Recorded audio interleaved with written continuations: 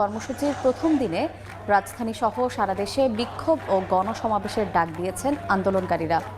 সহিংসতায় নিহতদের ঘটনার বিচার এবং গ্রেফতারকৃতদের মুক্তি দেওয়ার দাবি জানান তারা।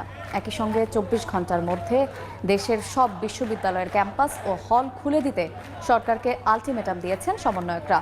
বর্তমান সরকার পদত্যাগের পর একটি জাতীয় সরকার গঠনের আহ্বান জানিয়েছে বৈষম্য বিরোধী ছাত্র আন্দোলন। গতকাল বিকেলে শহীদ মিনারের সমাবেশে আন্দোলনের অন্যতম সমন্বয়ক নাহিদ ইসলাম সরকার পতনের এক দফা দাবি ঘোষণা করেন।